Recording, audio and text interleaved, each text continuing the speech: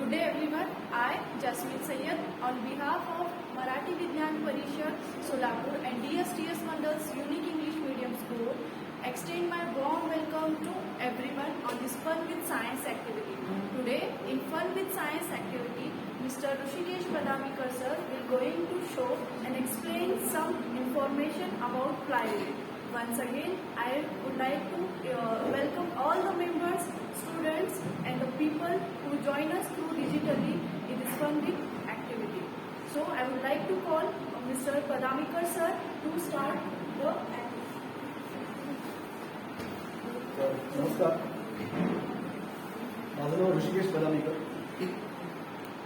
मी आज तुम्हाला आता जसं तुम्ही इथे बघितलं की प्लायवूड तयार करण्याची पद्धत आणि त्याचे प्रकार या गोष्टीबद्दल तुम्हाला काही माहिती सांगणार.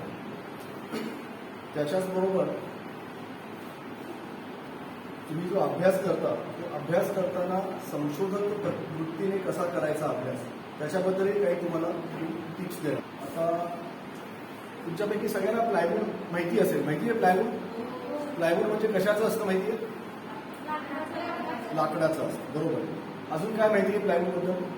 प्लायवूड कुठे वापरतात? फर्निचरमध्ये म्हणजे कुठे वापरतात सांगा? कपाट बनवतात, टेबल, हा बेड, बरोबर, चेअर. आता तुम्हाला माहिती आहे का की या प्लायवूडचा शोध कोणी लावला माहिती आहे? आपण दुकानातून विकत घेतो, आपण आपल्या घरी वापरतो, टेबल तयार करतो, कपाट तयार करतो, बरोबर आहे. पण त्या प्लायवूडचा शोध कोणी लावला माहिती आहे आपल्याला? प्लायवूडचा शोध लावला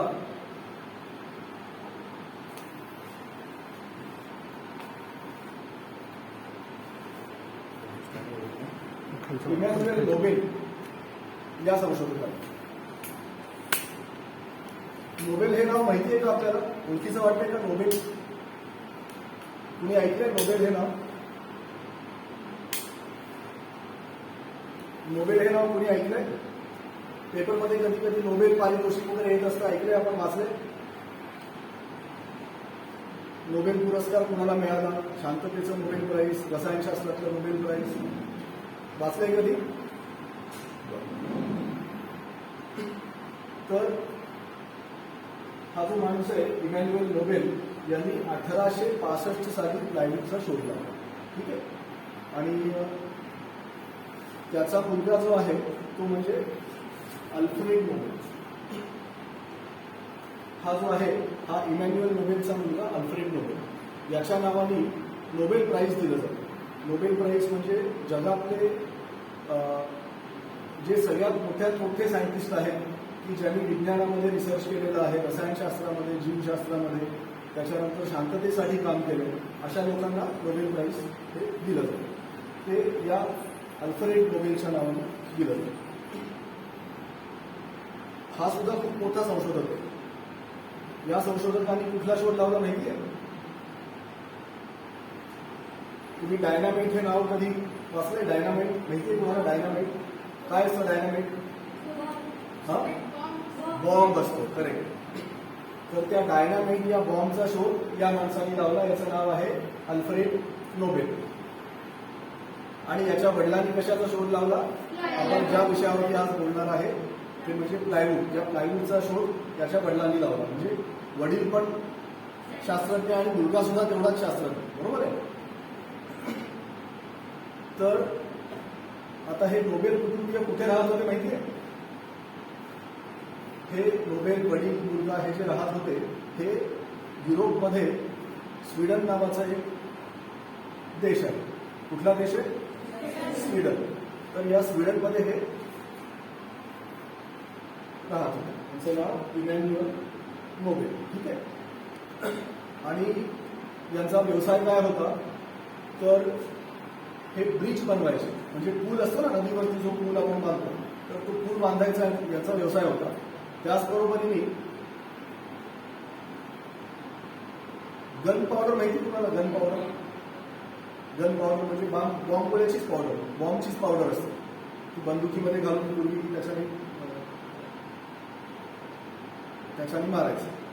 तर ते सुद्धा त्याचे वडील इमॅन्युएल नोबेल बनवले. तर हे सगळं त्यांच्या मुलाला म्हणजे जो अल्फ्रेड नोबेल आहे त्याला हे सगळं माहिती होतं, कारण त्यांच्या घरचाच कारखाना होता, त्यामुळे गन पावडर कशी बनवायची आणि हे सगळं त्याला माहिती होतं. तर या मुलाने सुद्धा रसायनशास्त्रामध्ये अभ्यास केला. आणि आता स्वीडनबद्दल जर म्हणायचं झालं तर स्वीडन हा एक मोठा देश आहे, बरोबर आहे, युरोपमधला एक देश आहे. जसं नॉर्वे आहे, स्वीडन आहे, फिनलंड आहे, बरोबर आहे. या स्वीडनची लोकसंख्या किती आहे माहिती आहे तुम्हाला? माहिती सोलापूरची लोकसंख्या किती आहे? सोलापूर जिल्ह्याची लोकसंख्या किती आहे माहिती आहे? साधारण 8.5 लाख लोकसंख्या आहे. तर त्या स्वीडन या पूर्ण देशाची लोकसंख्या किती माहिती आहे? फक्त 10 लाख आहे. किती? आपल्यापेक्षा थोडीशी जास्त, आपल्यापेक्षा फक्त 1.5 लाखांनी जास्त. एवढी कमी त्या पूर्ण देशाची लोकसंख्या आहे. आपल्या भारत देशाची लोकसंख्या किती आहे माहिती आहे? करेक्ट. एक कोणी सांगितलं? हात वर करा. करेक्ट. काय म्हटलं? पार्थ बटगेन. ओके, छान. किती तेस तू? 6वी तेस? 7वी. बरं. तर आपल्या सोलापूर जिल्ह्याच्या लोकसंख्येपेक्षा थोडीशीच जास्त लोकसंख्या त्या अख्ख्या एका पूर्ण देशाची, की त्या देशाचं नाव आहे स्वीडन. तर त्या स्वीडनमध्ये हे इमॅन्युएल नोबेल आणि त्यांची फॅमिली तिथे राहत होते.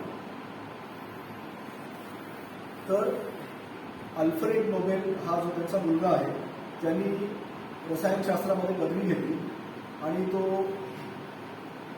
पॅरिसमध्ये आला. पॅरिसमध्ये काही शिक्षणासाठी म्हणून पॅरिसमध्ये आला. पॅरिसमध्ये आला असताना तिथे त्याला एका संशोधकाची आणि त्याची गाठ पडली. तर त्या संशोधकांनी सांगितलं नायट्रेट ग्लिसरीन नावाचं एक केमिकल आहे. कुठलं केमिकल? Nitrate glycerine. तर ते जे केमिकल आहे ते केमिकल हे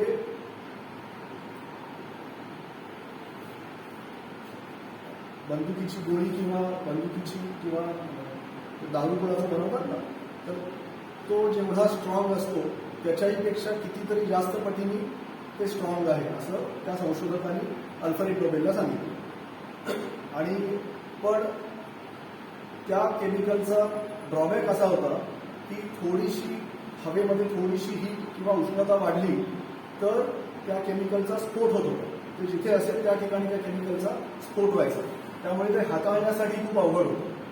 ते नायट्रेट ग्लिसरीन हे जे केमिकल होतं हे हाताळायला खूप अवघड होतं. आता ग्लिसरीन म्हणजे तुम्ही नाव ऐकलं असेल, ग्लिसरीन माहिती आहे? ग्लिसरीन आपण कुठे वापरतो माहिती आहे? जेव्हा आपल्याला तोंडात तोंड येतं ना, तोंड कुणाला आलेलं का याच्या आधी? हा, मग तोंड येतं तेव्हा काय होतं? इथे एक छोटीशी पोटात एक जखम होती ना खाली, मग आपण त्याला काहीतरी डॉक्टरांच्याकडे जाऊन औषध घेतो, बरोबर आहे. तर ते जे आपण लावतो ना त्या ठिकाणी ते ग्लिसरीन असतं. ओके. तर त्या ग्लिसरीनमध्ये नायट्रोजन आणि ऑक्सिजनचं प्रमाण जास्त असले तर त्याच्याबरोबर कंबाईन जेव्हा होतं तेव्हा त्याच्यापासून जे तयार होतं तर ते नायट्रेट ग्लिसरीन, त्याच्यापासून डायनामिट तयार होतं. डायनामिट म्हणजे सगळ्यात शक्तिशाली असा बॉम्ब तयार होऊ शकतो. तर त्या पॅरिसमध्ये त्या सायंटिस्टनी अल्फ्रेड नोबेलला सांगितलं की हे केमिकल आहे, हे केमिकल जर तुम्ही बॉम्बसाठी जर वापरलं तर याच्याने खूप मोठा विध्वंस होऊ शकतो. पण हे घेऊन जाणं खूप अवघड आहे, कारण समजा एखादा माणूस पिशवीत घालून जर घेऊन जाऊ लागला आणि जर हवेमध्ये जर उष्णता वाढली तर त्याच ठिकाणी तो स्फोट होऊ शकतो. त्यामुळे हे हाताळायला खूप अवघड आहे. हे खूप सावधगिरीने हाताळायला पाहिजे.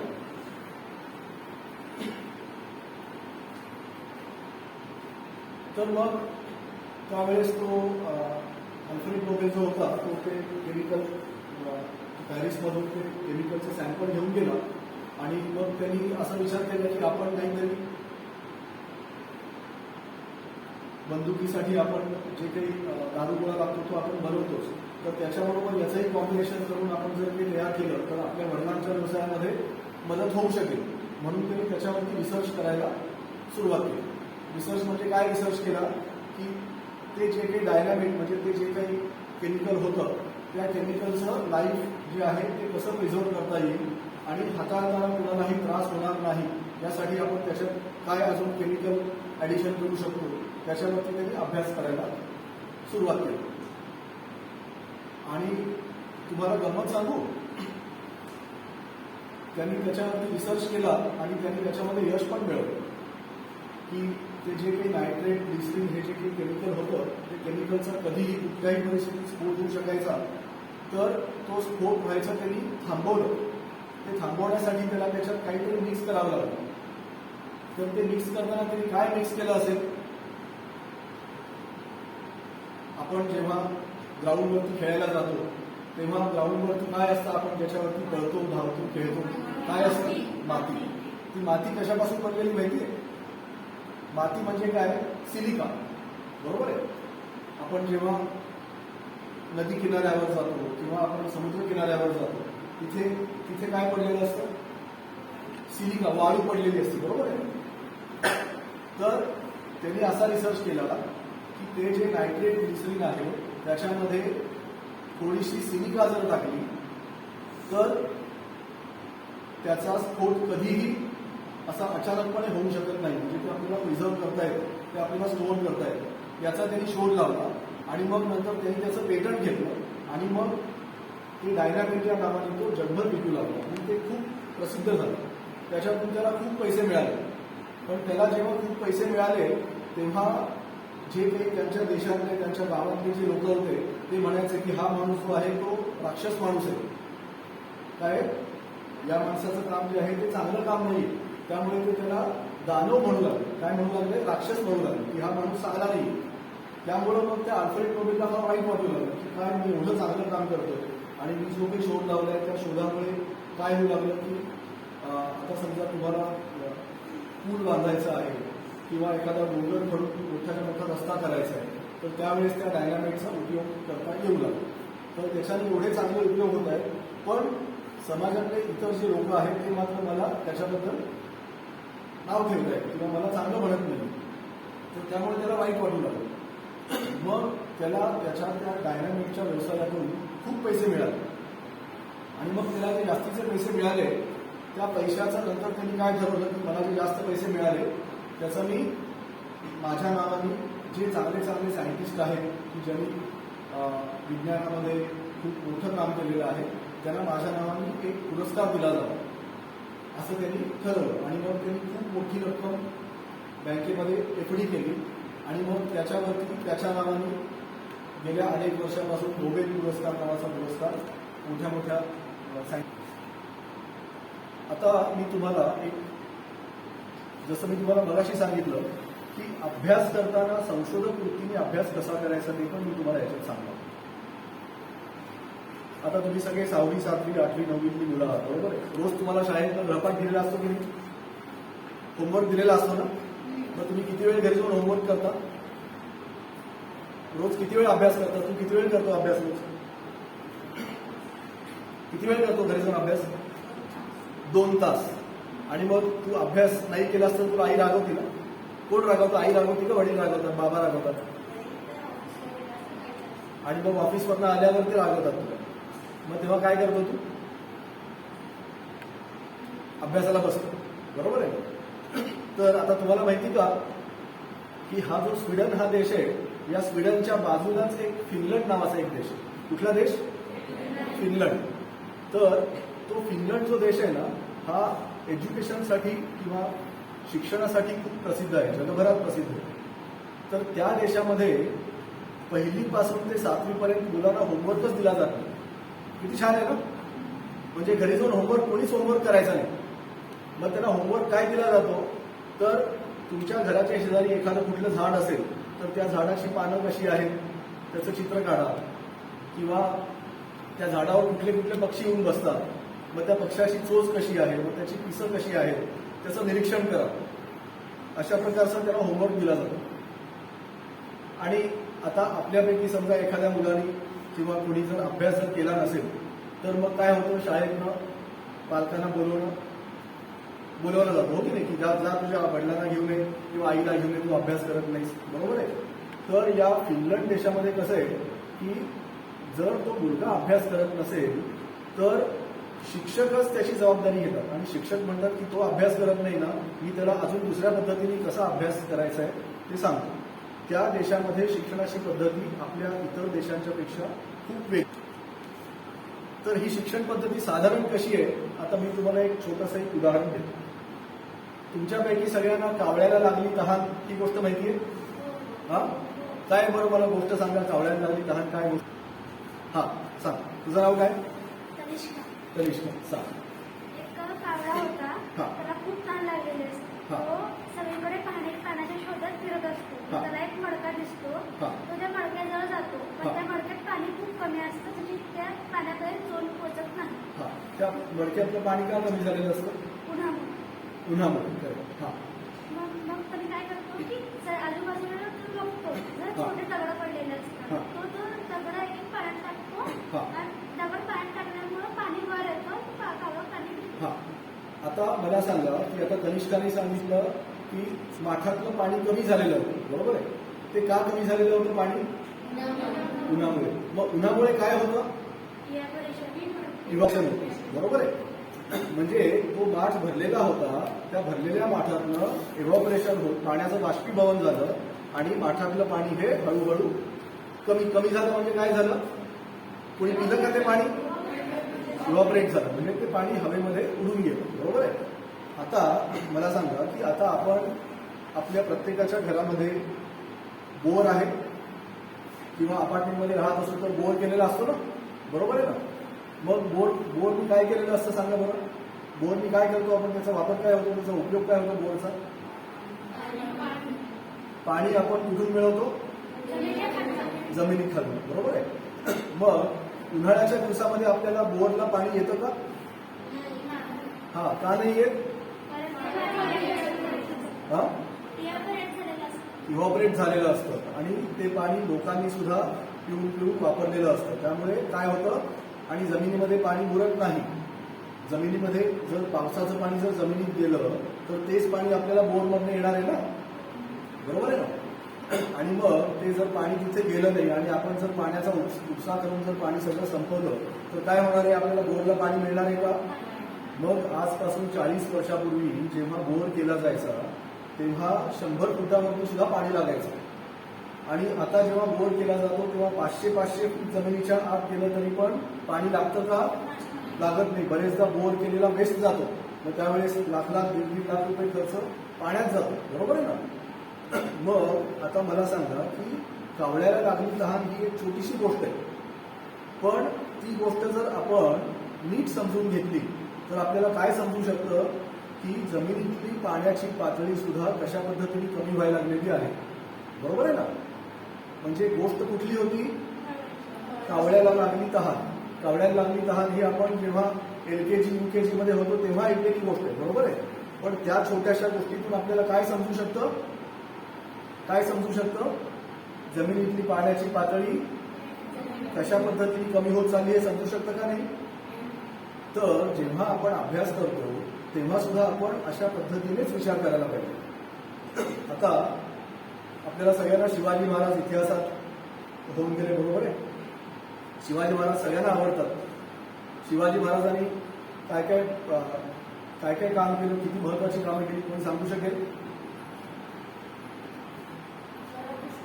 स्वराज्य स्थापना केली, करेक्ट. अजून शिवाजी महाराजांनी अफजल खानाचा वध केला, बरोबर आहे ना? अफजल खानाच्या कोथळा बाहेर काढला, बरोबर आहे ना? आणि काय केलं शिवाजी महाराजांनी? शाहिस्ते खानाची बोटं तोडली, आठवतंय? आणि शिवाजी महाराजांना जेव्हा औरंगजेबाने कैद केलं होतं तेव्हा शिवाजी महाराजांनी स्वतःची पेटाऱ्यातून सुटका करून घेतली, बरोबर आहे ना? तर या तिन्ही गोष्टी आपण शाळेत असताना शिकलेलो, म्हणजे शिकतोय आपण, बरोबर आहे? सगळ्यांना शिवाजी महाराज आहेत ना इतिहासाला? हा. मग आता मला विचार करा की शिवाजी महाराज त्या काळी, शिवाजी महाराजांचा जन्म किती साली झाला माहितीये? हा, 1630, बरोबर आहे? तर 16व्या शतकामध्ये शिवाजी महाराजांनी हे जे काही एवढं मोठं काम केलं, म्हणजे अफजल खानाचा कोथळा बाहेर काढला, बरोबर आहे? अफजल खान हा किती क्रूर होता. तर तेव्हाची शिवाजी महाराजांची मानसिकता कशी असेल, म्हणजे एखाद्याला जेव्हा भेटायला जायचं की जो माणूस अतिशय क्रूर आहे, तर त्याला भेटायला जाताना त्यांना आधी किती मोठी तयारी करावी लागली असेल. तसंच शाहिस्तेखानाची सुद्धा जेव्हा त्यांनी बोटं कापली त्यावेळेस लाल महालात जाण्याचं किती मोठं प्लॅनिंग त्या माणसाने केलं होतं. लाल महालात जाऊन त्या ठिकाणी ज्या ठिकाणी शाहिस्तेखान आहे त्या ठिकाणी त्याला मारत असताना त्याला मारता आलं नाही, पण त्याची बोटं कापली आणि तिथून शिवाजी महाराज त्या खिडकीतून त्यांचा तोल जाऊन खाली पडले नाही, तर तो शाहिस्तेखान त्या ठिकाणी मेलाच असता. म्हणजे एवढं मोठं प्लॅनिंग त्या माणसाने केलं होतं आणि त्यांच्यावरती किती वेगवेगळे वाईट प्रसंग आले. म्हणजे जसं औरंगजेबाने त्यांना बोलवलं की आमच्या राज्यसभेत किंवा आमच्या दरबारात या म्हणून, आणि त्यांना कैद केलं. आणि जर एखाद्या माणसाला कैद केलं असेल तर तिथून सुटणं शक्य आहे का? जर त्या राजाने कैद केलं असेल तर सुटणं शक्य आहे का? किती अवघड आहे. पण अशा वेळी सुद्धा शिवाजी महाराजांनी धीराने काम केलं आणि किती छान कल्पनाशक्ती वापरली की त्यांनी काय विचार केला की आपण आपल्या गावातले जे साधू संत आणि हे आहेत त्यांना आम्ही त्या पेटाऱ्यातून आम्ही मिठाई देऊ, आणि मग त्याच पेटाऱ्यामध्ये स्वतः लपून बसले आणि तिथून ते सुटू शकले. म्हणजे एका छोट्या छोट्या गोष्टीतून, म्हणजे त्यांना किती मोठे त्यांना प्रॉब्लेम्सना त्यांना फेस करावं लागलं, पण असं सगळं असताना सुद्धा त्या माणसांनी त्याच्यातून मार्ग काढला. बरोबर आहे. तर आपण सुद्धा, आता मी जसं तुम्हाला मगाशी एक गोष्ट सांगितली की कावळ्याला लागली तहान, या गोष्टीकडे आपण जेव्हा अशा पद्धतीने बघू लागतो तेव्हा आपल्याला बऱ्याचशा गोष्टींची उकल व्हायला सुरुवात होते. की जसं शिवाजी महाराजांना त्या औरंगजेबाने पकडलेलं असताना सुद्धा शिवाजी महाराज त्याच्या कैदेतून सुटू शकतो. ही खूप अवघड गोष्ट आहे, पण हा खरं तर चमत्कारच आहे. हे कधी होऊ शकतं? जेव्हा आपण त्या गोष्टीकडे एका वेगळ्या अँगलनी बघू लागतो. आता आपण परत पहिल्या विषयाकडे येऊ. तर इमॅन्युएल नोबेल यांचा मुलगा अल्फ्रेड नोबेल याच्या नावाने जगातलं सगळ्यात मोठं नोबेल प्राईज दिलं जातं, आणि हा अल्फ्रेड नोबेल जो आहे यांनी त्या डायनामेटचा शोध लावला, जे तुम्हाला मगाशी सांगितलं. आणि आपण सगळ्यात पहिल्यांदा मी जेव्हा तुम्हाला विचारलं की प्लायवूडची गरज काय असते, तर आजपासून एक 40-50 वर्ष अगोदर सगळी जी काही कपाटं असायची किंवा टेबल असायचे हे सगळं लाकडीच असायचं. पण हळूहळू जशी जंगलतोड होऊ लागली तसं लाकडाचं प्रमाण कमी कमी होऊ लागलं. मग त्यावेळेस प्लायवूडची गरज लोकांना भासू लागली, आणि मग तेव्हा प्लायवूडचं मॅन्युफॅक्चरिंग सगळीकडे हळूहळू सुरू झालं. या प्लायवूडचा शोध लागला होता 1865 मध्ये, पण याचं मॅन्युफॅक्चरिंग जे चालू झालं ते 1928 पासून. प्लायवूडचा शोध कधी लागला? 1865. कधी लागला? हा. पण याचं मॅन्युफॅक्चरिंग कधी सुरू झालं? त्याच्यानंतर अनेक वर्षांनी 1928 साली. बरोबर आहे. तुम्हाला प्लायवूड बघायचं असेल, हे प्लायवूड जे असतं याची उंची असते साधारण 8 फूट, म्हणजे या हाईटपर्यंत, जमिनीपासून या हाईटपर्यंत, आणि अशी 4 फूट, म्हणजे हा जो बोर्ड आहे त्या बोर्डच्या साईजचं असं हाईटला मोठं असतं. आणि याच्यामध्ये आता मी जे तुम्हाला हे जे सॅम्पल दाखवले याच्यामध्ये थिकनेसमध्ये पण वेगवेगळ्या जाडीचे प्लायवूड असतात. 18 mm, 24 mm, 12 mm, 6 mm, 4 mm अशा वेगवेगळ्या जाडीचे इथे दाखवलेले. तुम्हाला आता जे सॅम्पल बघायला मिळणार आहे ते 18 mm जाडीचे, म्हणजे तुम्हाला लक्षात येईल ते कसं आहे. तर हे प्लायवूड तयार करण्यासाठी 2 प्रकारचं लाकूड वापरलं जातं. एक म्हणजे सॉफ्टवूड आणि दुसरं म्हणजे हार्डवूड. हे सॉफ्टवूड जे असतं हे नावाप्रमाणे सॉफ्ट असतं. आता सॉफ्टवूड आणि हार्डवूड कसं ओळखायचं? तुमच्याकडे प्रत्येकाकडे पेन्सिल असेल ना, आपण चित्र काढायला पेन्सिल वापरतो. त्या पेन्सिलला आपण जेव्हा समोर टोक केलेलं असतं तेव्हा तिथे जर तुम्ही नख दाबून बघितलं, आणि जे हार्डवूड असतं त्या हार्डवूडमध्ये असं नख आत जाऊ शकत नाही, ते हार्ड असतं. तर सॉफ्टवूड कुठलं कुठलं आहे? सॉफ्टवूड जे आहे ते रबर वूड आणि पाईन वूड, हे सॉफ्टवूड. आता रबर वूड म्हणजे तुम्हाला ऐकल्यासारखं वाटतं. रबर म्हणजे काय? आपण खोड रबर वापरतो, ते ज्या झाडापासून बनवतात ते रबर वूड. म्हणजे आपण ज्या स्लीपर वापरतो ना, स्लीपर चप्पल, ते सुद्धा त्या रबर वूडच्या झाडाच्या चिकापासून बनवतात. आता तुम्ही तिथे फोटो पाहिला असेल, हे रबरवूडची झाड आहे हा, आणि इथे छोटस एक अशी कुपी बसवली, त्याच्यामध्ये त्या रबरवूडच्या झाडाचा जो चीक आहे तो त्याच्यामध्ये गोळा होतो आणि मग त्याच्यापासून रबर, खोड रबर असेल किंवा स्लीपर असेल, चप्पल असेल किंवा टायर असेल, अशा सगळ्या गोष्टी त्याच्यापासून बनतात. आणि उरलेलं जे लाकूड आहे त्या लाकडाचा उपयोग प्लायवूड बनवण्यासाठी केला जातो. त्याच्यानंतर त्याच्या बाजूला काय लिहिलं, पॉप्युलर ट्री. ठीक आहे ना. तर हे पॉप्युलर जे आहे हे हार्डवूड.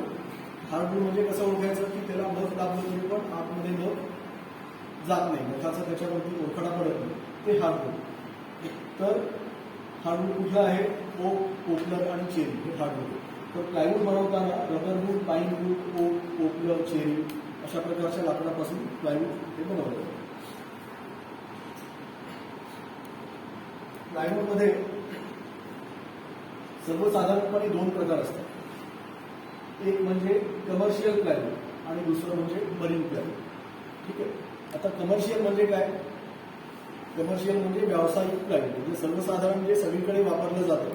आपण आपल्या घरामध्ये जे वापरतो, फर्निचरसाठी जे वापरतो, किंवा आता इथे सुद्धा शाळेमध्ये जे काही फर्निचर बनवलं असेल ते कुठल्या प्लायवूडपासून बनवतात, कमर्शियल प्लायवूड. ठीक आहे. त्याला म्हणतात MR ग्रेड, म्हणजे मॉइश्चर रेसिस्टंट. इथे वर लिहिले मॉइश्चर रेसिस्टंट. ओके.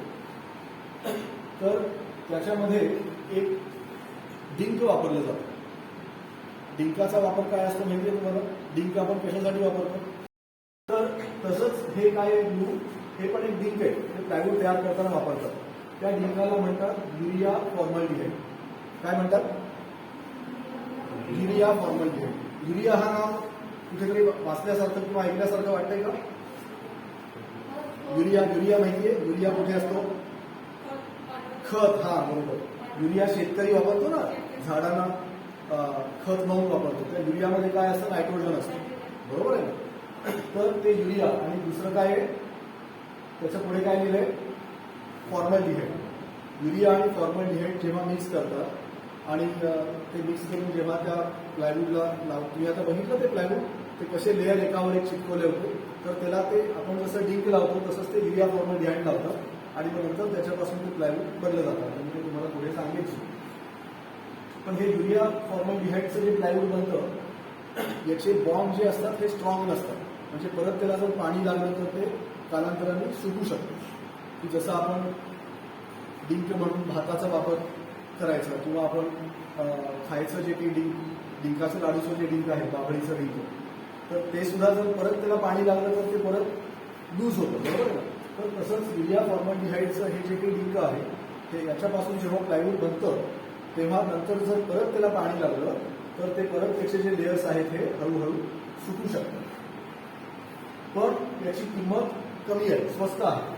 त्यामुळे याचा वापर घरगुती फर्निचरसाठी, टेबल, कपाट, बेड, ऑफिस अशा फर्निचरसाठी याचा वापर करता येतो. मग आता याच्यामध्ये मरीन प्लायवूड नावाचा एक प्रकार. मरीन प्लायवूड म्हणजे काय की त्यांनी लाकडाचे लेयर्स सगळे तेच ठेवले, फक्त युरिया फॉर्मल्डिहाइडच्या ऐवजी त्यांनी काय वापरलं, फिनॉल फॉर्मल्डिहाइड. तर हे फिनॉल आणि फॉर्मल्डिहाइड याच्यापासून जे काही डिंक बनवलं जातं त्याला रेझिन म्हणतात. युरिया फॉर्मल्डिहाइडच्या डिंकला सुद्धा रेझिन म्हणतात. ठीक आहे. तर याचे जे बॉन्ड्स असतात हे स्ट्रॉंग असतात, म्हणजे हे वॉटरप्रूफ होतं. म्हणजे फिनॉल आणि फॉर्मल्डिहाइड पासून जर तुम्ही याचं डिंक वापरून जर प्लायवूड तयार केलं आणि ते प्लायवूड पाण्यात घातलं तरी पण त्याचे जे लेयर्स आहेत ते सुटत नाही, ते एकदम मजबूत पकडून राहतात.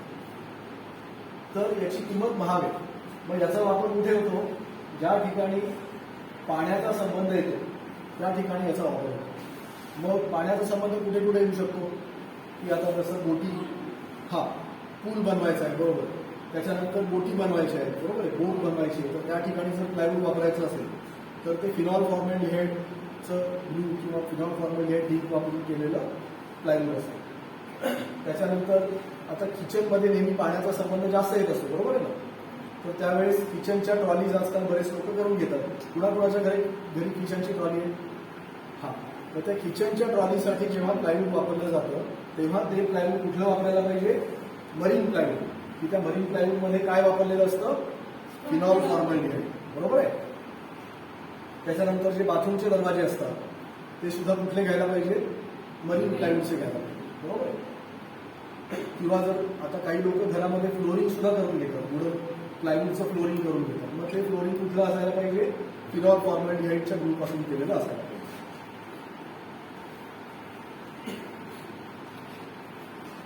पण आता याच्यामध्ये गंमत काय आहे की आता हे जे फॉर्मॅल्डिहाइड जे आहे हे कॅन्सरकारक आहे. फॉर्मॅल्डिहाइड जे आहे हे काय आहे, कॅन्सरकारक आहे. त्यामुळे फॉर्मॅल्डिहाइड लोकांनी वापरू नये असं युरोप, अमेरिका आणि सगळे देश आता म्हणून राहिले की शक्यतो तुम्ही फॉर्मॅल्डिहाइड वापरू नका. मग फॉर्मॅल्डिहाइड न वापरता एखादं इको फ्रेंडली ग्लू की ज्याच्यामुळे पर्यावरणाला कुठली हानी होणार नाही किंवा वापरणाऱ्या माणसाला कुठली हानी होणार नाही अशा प्रकारचं डिंक तयार करा आणि ते वापरा, असं याच्यावरती खूप मोठ्या प्रमाणात जागतिक लेव्हलला संशोधन चालतं.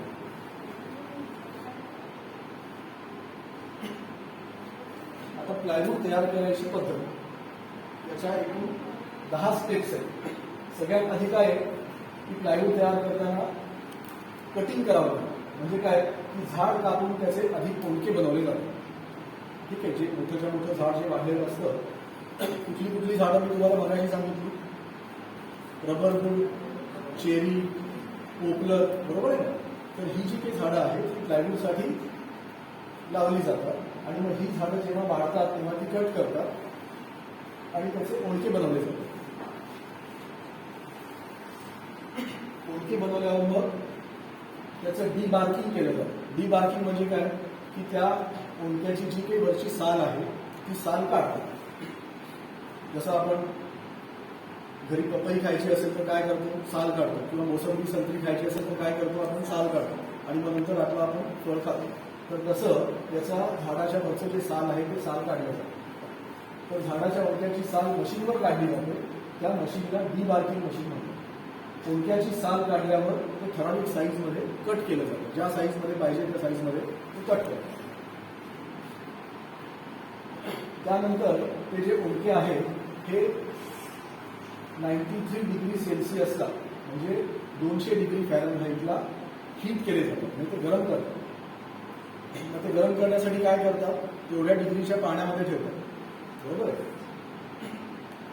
आणि किंवा त्याच्यावरती वाफ स्प्रे करतात. पाण्याची वाफ जी असते ती वाफ त्याला देतात. त्याच्यामुळे काय होतं, आतमध्ये मॉइश्चर पण जातं. आणि मग नंतर काय करतात, ते जे काही तो जो काही ओंडका आहे त्या ओंडक्याचे लेयर्स काढतात. म्हणजे तो आता एखाद्या झाडाचा ओंडका बघितला असेल, बुंधा वगैरे बघितला असेल ना तो, तर तो त्या लेथ मशीनवरती घालतात. लेथ मशीन कोणी बघितलं आहे का? लेथ मशीन बघितलं? काय काय करतात लेथ मशीनवरती?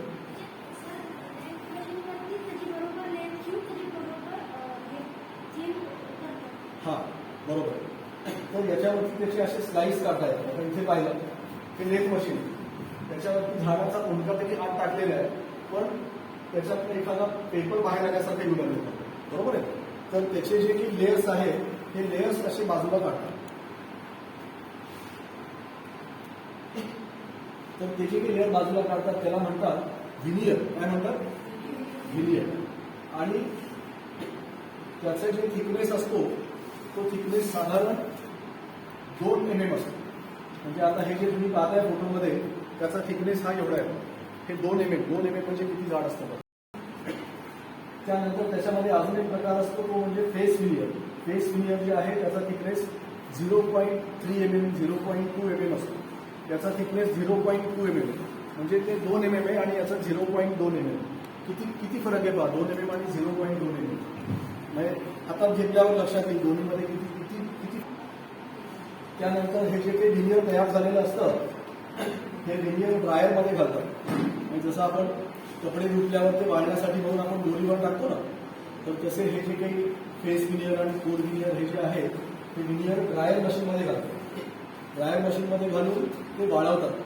ते वाळवतात म्हणजे काय करतात, त्याच्या आतलं जे काही मॉइश्चर आहे, आपण आधी त्याला वाफ दिलेली असते, पाण्यात ठेवलेलं असतं, बरोबर. तर ती जी काही वाफ आहे त्याच्यातलं जे काही पाणी आहे ते पाणी बाहेर काढून ठेवतात. म्हणजे त्याच्यातलं 85 ते 90% पाणी काढलं जातं. त्याच्यातलं जे काही पाण्याचं बाष्प जे आहे ते त्या मशीनमधनं ड्रायरमधनं काढून घेतात. आणि थोडंसं बाष्प त्याच्यामध्ये ठेवतात. कारण जर सगळंच बाष्प काढून घेतलं तर काय होतं, त्या लाकडाचा जो काही चिवटपणा आहे तो सगळ्याच कमी होतो आणि लाकूड कोरडं होतं. तर ते कोरडं लाकूड असं थोडंसं मुरपलं की तुटून जातं. तर त्याच्यात थोडंसं बाष्प असावं लागतं. त्यामुळे त्याच्यात साधारण एक 10%, 15 ते 10% साधारण त्याच्यात बाष्प ठेवतात. त्यानंतर काय करतात, ग्लुईंग म्हणजे त्या विनियरला ग्लू लावले जातात. ग्लू म्हणजे काय, डिंक.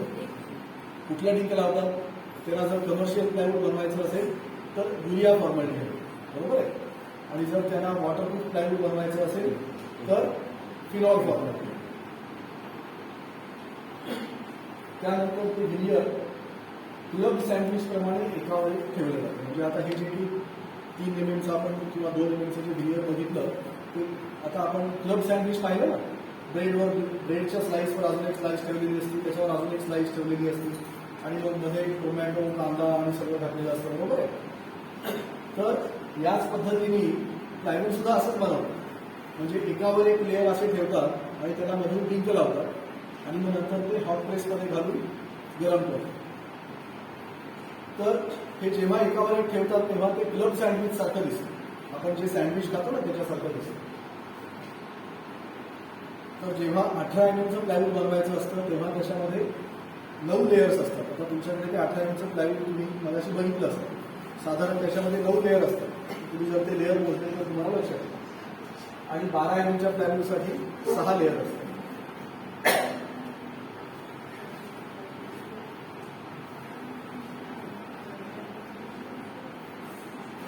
आणि मग ते क्लब सँडविच सारखं तयार करून मग काय करतात, हे एक मशीन असतं. या मशीनला म्हणतात हॉट प्रेस मशीन. म्हणजे याच्यामध्ये ते सगळं ते जे काही क्लब सँडविच केलेले विनियरचं ते सगळं याच्यामध्ये घालतात आणि मग ते प्रेस करतात खालून आणि वरून. आपण कसं टोस्टरमध्ये घालून प्रेस करतो ना, तर तसं ते प्रेस करतात. मग ते प्रेस करताना त्याला गरम केलं जातं. 130 ते 165 डिग्री सेल्सिअसला साधारण 5 ते 7 मिनिट ते गरम केलं जातं. मग ते जेव्हा गरम केलं जातं तेव्हा आपलं जे डिंक लावलेलं असतं ना ते डिंक सुकतं. आत युरिया फॉर्मॅलिटी लावलं असेल किंवा फिनॉल फॉर्मॅलिटी लावलं असेल तर ते जे लावलेलं असतं ना ते सुकून जातं. आणि ते सुकतं म्हणजे काय होतं, त्याचं क्रॉस लिंकिंग होतं. म्हणजे एकमेकांच्या मध्ये बॉन्ड तयार होतं. काय तयार होतं, हां, ते एक प्रकारचं पॉलिमर असतं. आपण जे काही डिंक खातो ते सुद्धा एक पॉलिमरच आहे. म्हणजे आपण भात खातो ते सुद्धा पॉलिमर आहे, बटाटा खातो ते सुद्धा एक प्रकारचं पॉलिमर. प्रेशर देऊन हीट करताना युरिया फॉर्मॅलिटी किंवा फिनॉल फॉर्मॅलिटीचं क्रॉस लिंकिंग होते आणि घट्ट बॉन्डिंग तयार होते आणि सर्व लेयर्स एकमेकांना चिकटतात. त्यावेळी ग्लू लाकडाच्या सूक्ष्म छिद्रातून पृष्ठभागावर होतो आणि हिटिंगमुळे करपतो. आता कसं आहे की आता मी तुम्हाला प्लायवूडवरती लेक्चर द्यायला आलो, तर त्या लेक्चर मी तुम्हाला का देऊ शकतो, कारण मी प्लायवूड इंडस्ट्रीला एक प्रोडक्ट सप्लाय करतो. प्लायवूड तयार करणारे जे भारतातले जे मोठे मोठे कारखानदार आहेत त्यांना मी माझा एक प्रोडक्ट सप्लाय करतो. त्या प्रोडक्टचं नाव आहे HP ग्लू ॲब्सॉर्बर. इथे खाली लिहिलं HP ग्लू ॲब्सॉर्बर. तर मी प्लायवूड इंडस्ट्रीसाठी बरेचसे प्रोडक्ट्स केलेले आहेत. तर त्याच्यात हा प्रोडक्ट कुठे कामाला येतो, तर आता बघा मी तुम्हाला जसं सांगितलं की क्लब सँडविच आपण जेव्हा तयार करतो, बरोबर आहे, तर तेव्हा त्याला वरून आणि खालून लोणी पण लावलं जातं. हां, किंवा मग आतून काहीतरी टोमॅटो सॉस किंवा चटणी घातलेली असते. आणि मग ते जेव्हा ते प्रेस करतात, प्रेस केल्यावर काय होतं, आतली चटणी असेल किंवा आत काही लोणी लावलेलं असेल त्या ब्रेडच्या स्लाइसच्या वर येतं, बरोबर आहे, आतून वर येतं का नाही. आणि मग त्यावेळेस काय होतं, आपण जेव्हा ते टोस्ट तयार करतो तेव्हा तो ब्रेड थोडासा वरच्या साईडला करपला जातो, बरोबर आहे. थोडासा सँडविच थोडंसं ब्राऊन झालेलं असतं की नाही. मग तसंच प्लायवूड सुद्धा जेव्हा हॉट प्रेसमध्ये घालतात तेव्हा ते प्लायवूड सुद्धा असंच ब्राऊन होतं. ते का ब्राऊन होतं माहिती आहे, ते पण करपलं जातं. का असं होतं, तर त्या प्लायवूडच्या आतमध्ये जे काही युरिया फॉर्मॅलिटी आणि फिनॉल फॉर्मॅलिटीचे ग्लू घातलेले ना, तर ते ग्लू आता हे लाकडामध्ये पोर्स असतात, म्हणजे बारीक बारीक छिद्र असतात याला सुद्धा. तर त्या छिद्रातून ते ग्लू वर येतं. याला बारीक बारीक छिद्र आहे, तिथे तुम्हाला डोळ्याने दिसणार नाही पण मायक्रोस्कोपमध्ये दिसतील.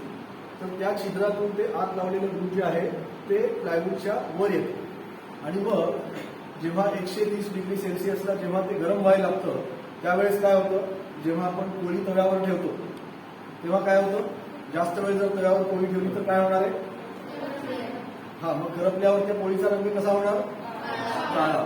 मग तसंच हे जर ग्लू जर याच्यावर आलं तर काय होतं, याच्यावर सुद्धा काळे डाग पडतात. आणि मग ते काळे डाग जे पडतात, ते काळे डाग पडत असताना हे लाकूड आहे ना, हे लाकूडच आहे, मग त्या लाकडाला सुद्धा काळा करून टाकतात, ते जाळून टाकतात लाकडात.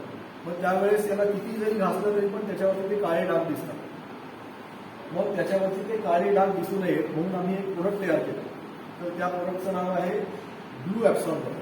ग्लू ऍब्सॉर्बर म्हणजे काय, नावावरनं काय वाटतं, ग्लू ऍब्सॉर्बर म्हणजे ग्लू ऍब्सॉर्बर म्हणजे ग्लू ओढून घेणार, बरोबर आहे. मग आम्ही काय केलं, आम्ही कोळशावरती रिसर्च केला. कशावरती रिसर्च केला, कोळसा. कोळसा माहितीये, कोळसा कशापासून बनतात, लाकडा. हा कशापासून, हा लाकडापासून, बरोबर. तर तो लाकूड जेव्हा जळतो तेव्हा काय तयार होतो, बरोबर. तर त्या कोळशामध्ये एक वेगळ्या प्रकारचा कोळसा असतो, त्याला म्हणतात ऍक्टिव्हेटेड कार्बन. काय म्हणतात, तो सुद्धा कोळसाच. पण आपण जेव्हा लाकूड जाळतो तेव्हा त्याला हवेतलं ऑक्सिजन पण मिळतं. आपण हवेमध्ये जाळतो ना, म्हणजे आता समजा इथे लाकूड असेल आणि मी जर याला काडी लावली तर काय होणार, हे जळणार. त्यावेळेस आजूबाजूला जो ऑक्सिजन आहे तो मिळणार, त्यामुळे मग हा जळून जाणार. ठीक आहे. तर ऑक्सिजन नसताना जर लाकूड जाळलं, ऑक्सिजन नसताना फोर्स करून जर लाकूड जाळलं तर जो कोळसा तयार होतो त्याला म्हणतात ऍक्टिव्हेटेड कार्बन. मग ते लाकूड जाळताना 800 डिग्रीपेक्षा जास्त हीट त्याला दिली जाते. किती डिग्री, 800 डिग्रीपेक्षा जास्त हीट जेव्हा त्या लाकडाला दिली जाते आणि ते जेव्हा जाळलं जातं तेव्हा त्याच्यापासून ऍक्टिव्हेटेड कार्बन तयार होतो. आणि मग तो जो ऍक्टिव्हेटेड कार्बन तयार होतो, तुम्ही तो जो कोळसा बघितला त्या कोळशामध्ये सुद्धा तुम्हाला सच्छिद्रपणा दिसला असेल, पोर्स दिसले असतील ना. कोळशाचं जे स्ट्रक्चर असतं ते पोरस स्ट्रक्चर असतं. कसं असतं, सच्छिद्र असतं, बरोबर आहे ना. त्याला बारीक बारीक बारीक बारीक भोकं असतं.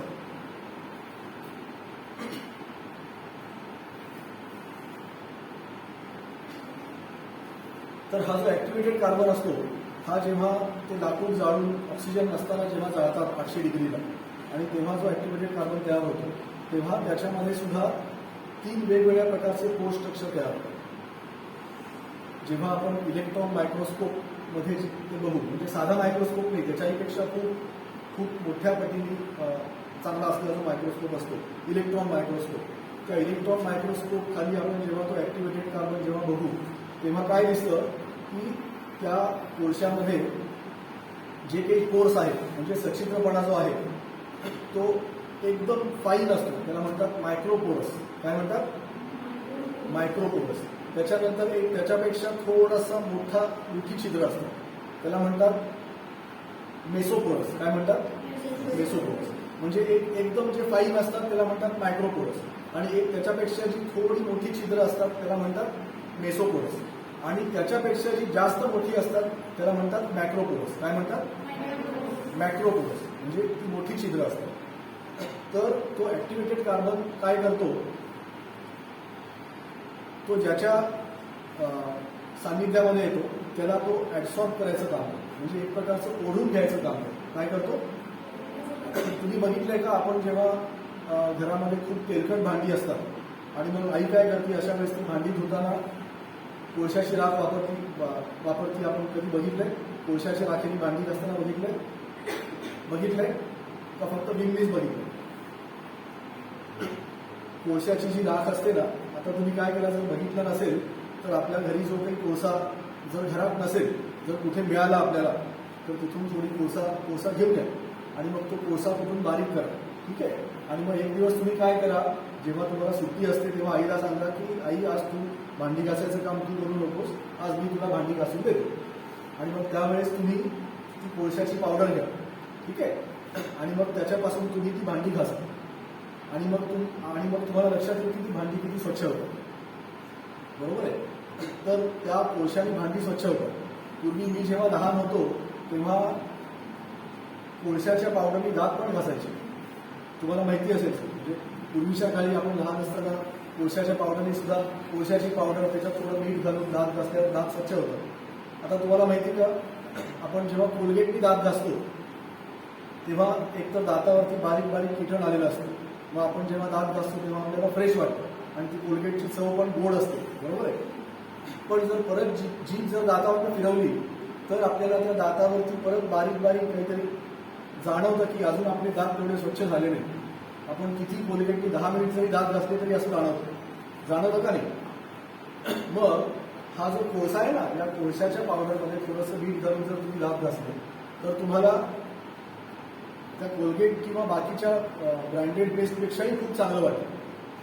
कारण त्या दोन्हीमध्ये ॲब्रेशन आहे, म्हणजे घासायची ताकद आहे त्याच्यामध्ये. जसं आपण मी तुम्हाला मगाशी सांगितलं, भांडी घासताना जर कोळसा वापरला तर भांडी खूप छान स्वच्छ निघू शकतात. तर ही त्या ॲक्टिवेटेड कार्बनमध्ये हा खूप मोठा गुणधर्म आहे. मग मी काय विचार केला की तो ॲक्टिवेटेड कार्बन आपण समजा वापरला आणि त्या ॲक्टिवेटेड कार्बन आपण त्या ग्लूमध्ये जर घातला, म्हणजे लाकडाचं जे प्लायवूड तयार करतानाचं जे डिंक आहे त्या डिंकामध्ये जर आपण थोडा ॲक्टिवेटेड कार्बन आणि त्याच्याबरोबर अजून काही इन्ग्रेडियंट्स घालून जर घातलं असेल तर काय होईल, तो ॲक्टिवेटेड कार्बन ते ॲब्सॉर्ब करायचं काम करेल, म्हणजे त्या ग्लूला वर जाऊ देणार नाही. आणि ॲक्टिवेटेड कार्बन कसं काम करतो, ॲक्टिवेटेड कार्बन घातल्यामुळे लाकडाचं म्हणजे प्लायवूडचं जे काही प्लायवूड बनल्यावर जे काही काळे काळे डाग वरती येत होते ते यायचे बंद झाले.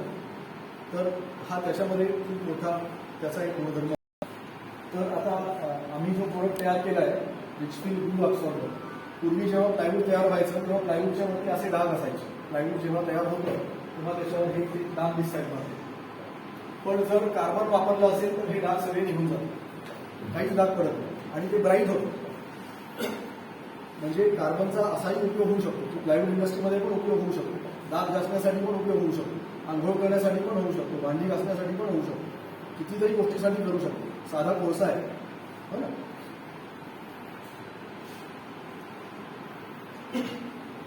तर मग आता हे प्लायवूड तयार केलं की त्या प्लायवूडवरती प्लायवूडची क्वालिटी बरोबर झाली का नाही ते चेक करतात. क्वालिटी चेकची माणसं असतात, ती काय करतात, ते प्लायवूड तयार झाल्यावर ती क्वालिटी चेक करतात. मग त्याच्यात जे काही छोट्या मोठ्या त्रुटी राहिलेल्या असतील तर त्या रिपेअर करतात. मग त्या त्रुटी म्हणजे काय की जेव्हा प्लायवूड जेव्हा तयार केलं जातं तेव्हा त्याच्यामध्ये काही छोटे मोठे गॅप्स राहतात की आता हे प्लायवूडच्या वरचं हे फेस आहे, ठीक आहे. हे जेव्हा फेस चिटकवलं जातं तेव्हा आता इथे ही गॅप आहे, हे फाटलेलं आहे, हो ना. त्यामुळे इथे गॅप राहणार, गॅप पडणार ना, एक गॅप छोटी, हे फाटलं असल्यामुळे. मग अशा वेळेस जी गॅप पडलेली असतील ती गॅप भरण्यासाठी सुद्धा आम्ही एक प्रोडक्ट तयार केलं, त्याचं नाव आहे रिचफिल क्रॅक फिलर. तर ती गॅप भरण्यासाठी आतापर्यंत काय वापरलं जायचं म्हणलं तर चिंचोक्याची पावडर. चिंचोका माहिती आहे, चिंच दूध खातो ना आपण, तर त्या चिंचोक्याची पावडर तयार करतात. काय करतात, चिंचोका दळून त्याची पावडर तयार करतात आणि ती पावडर चिकट असते. आणि त्या चिंचोक्याच्या पावडरचा उपयोग जो आहे हा त्या प्लायवूडचे जे काही हे फेस मधले हे जे काही गॅप्स आहेत, ते असं गॅप आहे, हे गॅप भरण्यासाठी म्हणून करतात. म्हणजे ही जी गॅप आहे ती जसं आता आपल्याला हाताला जर लागलं तर काय होतं, आपलं मास्क दिसायला, बरोबर आहे. मग त्या ठिकाणी जर आपण हळद म्हणा किंवा असं जर ते लावलं असेल तर ते जसं भरलं जातं, तर तशी ती चिंचोक्याची पावडर त्याच्यामध्ये काही रंग घालतात, पिवळा, लाल वगैरे, आणि मग ते बरोबर मॅच करून भरून टाकतात. मग त्याच्यासाठी प्लायवूड तयार करणारे जे मॅन्युफॅक्चरर्स आहेत ते चिंचोक्याची पावडर वापरतात, व्हाईटिंग वापरतात. व्हाईटिंग माहिती आहे कोणाला, व्हाईटिंग घराला आपण जेव्हा पेंट करतो तेव्हा पेंट करताना ती लांबी लावतात ना, पेंट करायच्या आधी घराला लांबी लावतात, माहिती आहे. तर त्या लांबीमध्ये व्हाईटिंग असतं. किंवा हॉलमध्ये पीओपी करतात वरच्या साईडला, माहिती आहे, तर ते पीओपी वापरतात. पण काय होतं की हे जेव्हा लाकडाला लावतात तेव्हा ते लाकडाला चिटकून बसत नाही, ते वाढल्यावर नंतर एक 2-4 महिने झाले की ते लाकडापासून किंवा प्लायवूडपासून पडतं, निघून येतं. तर त्याच्यासाठी सुद्धा आम्ही एक चांगले फिलर तयार केलं, त्याचं नाव आहे रिचफिल क्रॅक फिलर म्हणून आम्ही ते प्रोडक्ट देतो प्लायवूड इंडस्ट्री.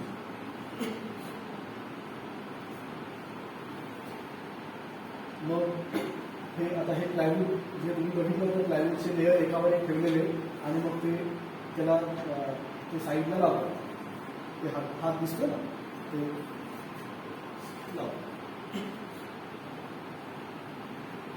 आणि मग ते झाल्यावर त्या प्लायवूडला सँडिंग केलं जातं. सँडिंग म्हणजे त्याला घासकाम केलं जातं, घासून ते स्मूथ करतात आणि मग नंतर त्याच्यावरती लेबलिंग केलं जातं. म्हणजे आता हे जसं लेबलिंग केलं प्लायवूड तयार झालं त्याच्यामध्ये प्रायमरी होम दिले जातं. ठीक आहे ना, MR grade 5 years replacement guarantee हे असं लेबलिंग त्याच्यावरती प्रिंट करतात. आणि मग त्याच्यावरती कमर्शियल प्लायवूड आहे का मरीन प्लायवूड आहे ते लिहिलं जातं. म्हणजे कमर्शियल प्लायवूड असेल, घरी वापरण्यासाठी जर प्लायवूड असेल तर त्याच्यावरती ISI 303 असं लिहिलेलं असतं. म्हणजे तुम्हाला जर कधी घरी वापरण्यासाठी प्लायवूड घ्यायचं असेल तर तुम्ही काय बघायचं, त्या प्लायवूडवरती ISI 303 असं लिहिलेलं आहे का, आणि ISI 303 लिहिलेलं असेल तर ते घरी वापरण्याचं प्लायवूड. मग त्याच्यामध्ये कुठलं ग्रुप वापरलेलं आहे असं लक्षात ठेवायचं आपण. युरिया फॉर्मल युरिया म्हणजे जे शेतामध्ये वापरतात, शेतकरी जे खत म्हणून वापरतात ते, आणि फॉर्मल वापरलेलं असतं ते घरात वापरण्यासाठी प्लायवूड म्हणून चालतं. आणि जर तुम्हाला किचन ट्रॉलीसाठी वापरायचं असेल तर कुठलं वापरायला पाहिजे, मरीन प्लायवूड. त्याच्यावरती काय लिहिलेलं असतं, ISI 710. ठीक आहे.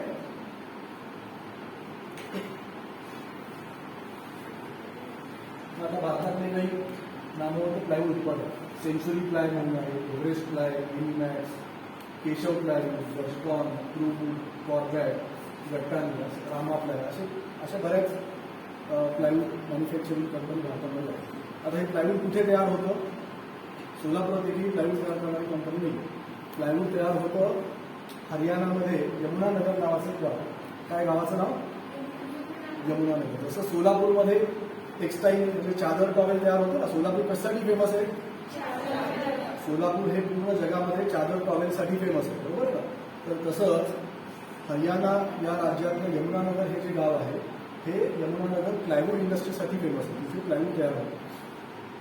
त्याच्यानंतर केरळमध्ये कन्नूर नावाचं एक गाव आहे. कुठलं, काय गावाचं नाव, कन्नूर. आणि पेरंबाऊर म्हणून एक गाव, या 2 गावामध्ये सुद्धा प्लायवूड तयार होतं. तसंच गुजरातमध्ये गांधीधाम नावाचं एक गाव आहे, तिथे सुद्धा प्लायवूड तयार होतं. तर अशी काही ठराविक गाव आहेत त्या ठिकाणी प्लायवूडच्या खूप मोठ्या मोठ्या इंडस्ट्रीज आहेत.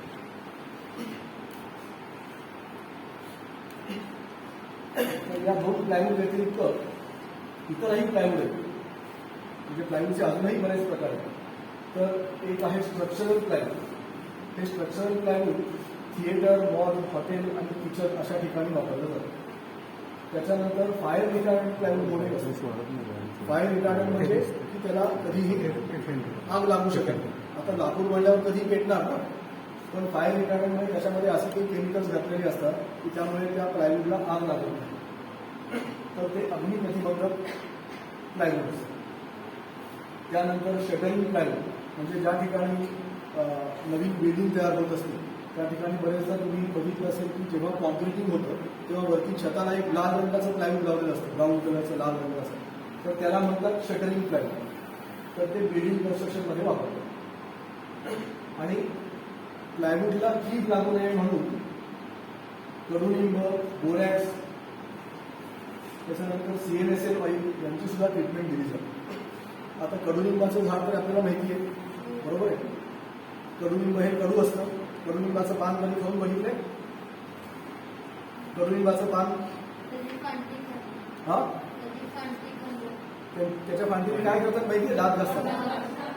त्याच्या फांदीने जर दात घासले तर दात स्वच्छ होतात.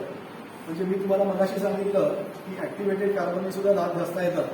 पण ऍक्टिव्हेटेड कार्बननी जर तुम्हाला कुठे मिळाला तर त्याच्याने जास्त दात घासू नये, कारण त्याच्याने जर जास्त वेळा जर दात घासू लागलो तर आपल्या ज्या हिरड्या असतात ना त्या हिरड्याचं सुद्धा मशीन वाढणार. त्यामुळे कुठलीही गोष्ट मी जरी सांगितली असली तरी पण ती म्हणजे वापरताना थोडंसं आणि स्वतःवरती जर वापरून बघायचं असेल तर थोडं प्रिकॉशन घेऊन वापरू शकतो. हा, तर आता आपण कडुलिंबावरती आलो. कडुलिंब जे आहे ना, कडुलिंबाची पानं असतात ती सुद्धा कडू असतात. एखादं पान जर कधी कुठे मिळालं तर ते खाऊन, कडुलिंबाच्या काळीने दात घासलेस कसं लागलं तुला तोंडामध्ये, कडू लागलं की नाही. तर कडुलिंबाची पानं सुद्धा कडू असतात. त्याच्या निंबोळ्या असतात पिवळ्या रंगाच्या, पिवळ्या रंगाच्या निंबोळ्या असतात. तर त्या निंबोळ्या सुद्धा जर खाल्ल्या तर त्या सुद्धा गोड असतात पण त्या सुद्धा कडू असतात. तर त्या निंबोळ्याचं तेल काढतात. ते तेल सुद्धा अँटीबॅक्टेरियल आणि अँटी फंगल आहे. त्या कडुलिंबाच्या पानापासून सुद्धा तेल निघतं. त्या पानाच्या एक्स्ट्रॅक्टपासून सुद्धा प्लायवूडला कीड लागू नये म्हणून केमिकल बनवून काही लोक सप्लाय करणारे आहेत.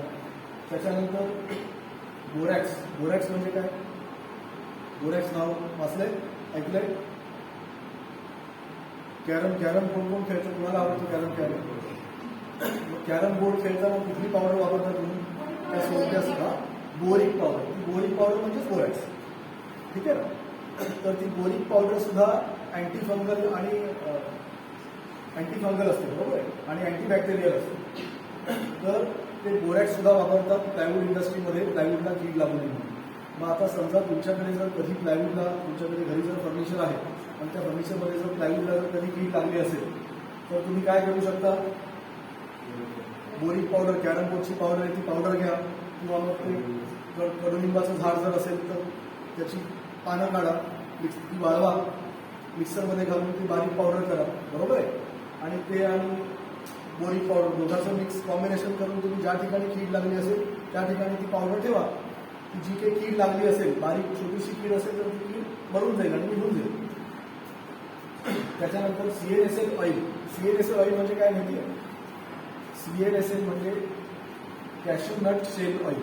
आपल्याला सगळ्यांना काजू माहिती आहे, बरोबर आहे, काजू सगळ्यांना आवडतो खायला.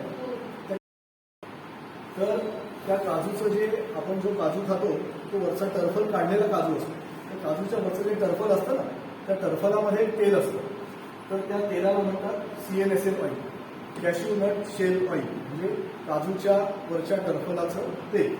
तर ते तेल अत्यंत विषारी असतं. काय? ते काजूच्या टर्फलाचं जे तेल असतं ना, म्हणजे निसर्गाने काय अशी गंमत केली पहा, काजूच्या वरचं जे टर्फल आहे आपल्याला काजू खायला आवडतो, बरोबर आहे. मग जर माणसाला जर काजू खायला आवडत असेल तर कुठल्याही पक्ष्याला पण आवडणारच ना. मग कुठल्याही पक्ष्याला इझिली खाता येऊ नये म्हणून त्याच्यावरती निसर्गानेच अशी काही किमया केलेली आहे की त्याच्यावरचं जे टर्फल आहे त्या टर्फलामध्ये एक अत्यंत विषारी असं तेल त्या निसर्गाने टाकलेलं. त्या तेलाचं नाव आहे CNSL oil, cashew nut shell oil. तर ते तेल चुकून जर आपल्या हाताला जरी लागलं तरी हाताला भोग पडतं. ऍसिड हायड्रोक्लोरिक ऍसिड वगैरे जर चुकून हातावरती पडलं तर कसं भोग पडतं ना, तर तसं ते CNSL ऑइल हातावर पडल्यावर भोग पडतं. एवढं ते डेंजर आहे, एवढं विषारी आहे. तर त्या CNSL ऑइलची खासियत म्हणजे ते सुद्धा अँटीबॅक्टेरियल आणि अँटीफंगल आहे. ते फिनॉलिक ऑइल, म्हणजे त्याच्यामध्ये सुद्धा फिनॉल कंपाऊंड आहे. तर त्यामुळे बरेचसे लाकडाला कीड लागू नये म्हणून केमिकल्स बनवणाऱ्या बऱ्याचशा काही कंपन्या आहेत. तर त्या कंपन्या सुद्धा हे CNSL ऑइल वापरतात. CNSL ऑइलमध्ये अजून काही तिला ट्रीटमेंट देऊन अजून काही केमिकल्स त्याच्यात ऍड केलेली असतात. तर ते CNSL ऑइल सुद्धा प्लायवूड इंडस्ट्रीमध्ये प्लायवूडला कीड लागू नये म्हणून ते मॅन्युफॅक्चरर्स वापरतात.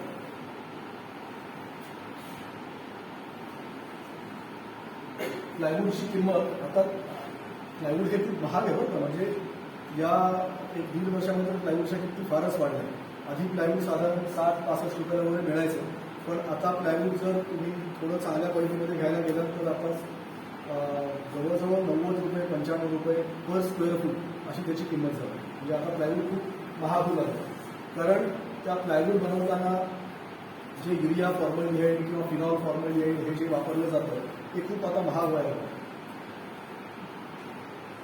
प्लायवूडची किंमत दिवसेंदिवस वाढत चालल्यामुळे प्लायवूडपासून सुताराकडून फर्निचर करून घेणे हे सुद्धा खूप किचकट आहे. कारण त्या सुताराला घरी बोलवा, त्याच्याकडनं ते प्लायवूड कट करून त्याच्यापासून फर्निचर बनवून द्या.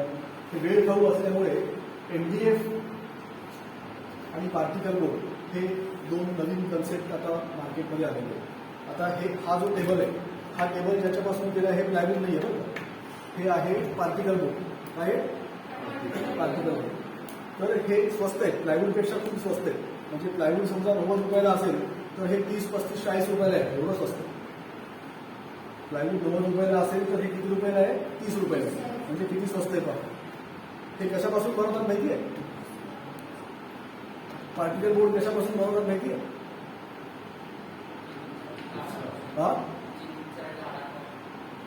हा पार्टिकल बोर्ड म्हणजे कुठलेही पार्टिकल असतं त्याच्यामध्ये. म्हणजे याच्यामध्ये गव्हाचं तूस पण वापरलं जातं, तांदळाचं तूस वापरलं जातं, प्लास्टिक किंवा अजून कुठलाही कचराही, कुठल्याही प्रकारचा कचरा मिक्सरमध्ये घालून ग्राइंड करतात, बारीक करतात, त्याच्यामध्ये काही रेझिन घालतात आणि कॉम्प्रेस करतात आणि त्याच्यापासून बनवतात. पण हे जे पार्टिकल बोर्ड आहे हे आपण जो ऊस खातो ना, त्या साखर कारखान्यामध्ये तो ऊस जातो, त्या ऊसापासून साखर तयार होते आणि बाजूला काय पडतं, ऊसाचं चिपाड पडतं आणि मळी पडते, बरोबर आहे. तर ते जे ऊसाचं जे चिपाड पडतं त्याच्यापासून हे तयार केलं जातं.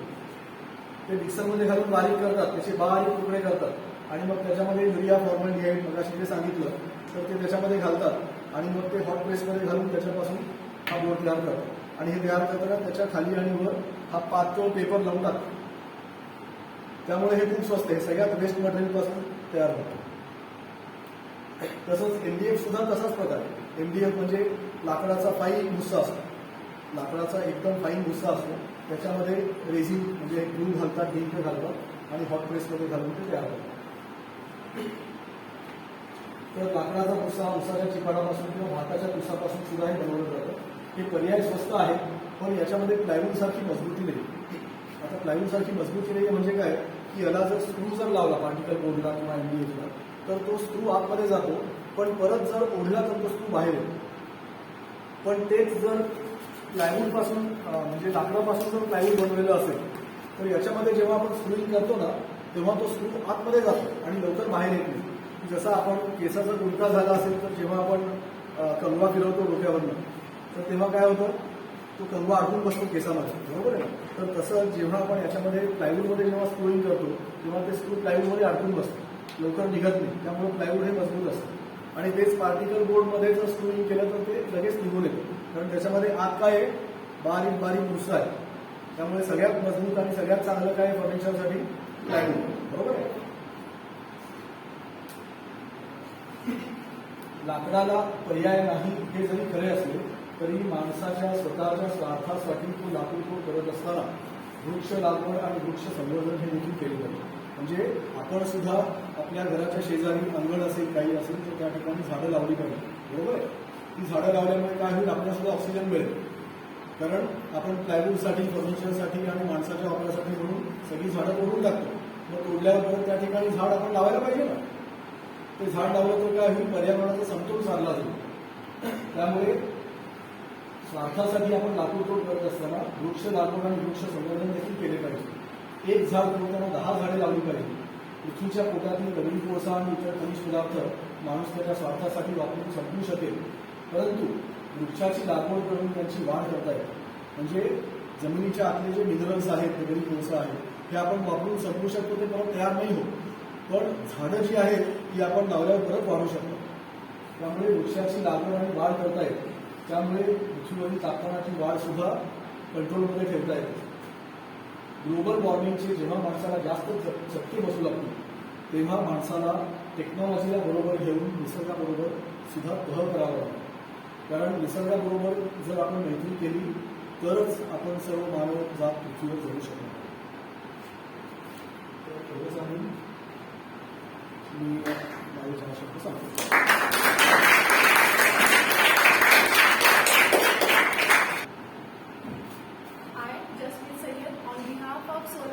Marathi Vidyan Parishad Solapur and DSTS Mandal's Unique English Medium School, I would like to thank Mr. Rushikesh Padamikar sir who has explained about the plywood. Thank you very much sir for providing us and explaining in such a beautiful way about the plywood, different types of plywood, wood, again different types of glues. Till today we are aware about only Fevicol, Fevistick, but when it comes to the plywood, we came across to know about there are 2 different types of glues which are useful in case of plywood. Again, there are 10 different methods and steps while making the production of plywood. Once again, I would like to thank you, sir, for providing such a beautiful yet very basic informative knowledge about plywood. I would like to thank all the respective members, students, and the people who join us through digitally. Again, one more, most importantly, our technical staff who has arranged and made this Fun with Science activity successful. Once again, thanks to all.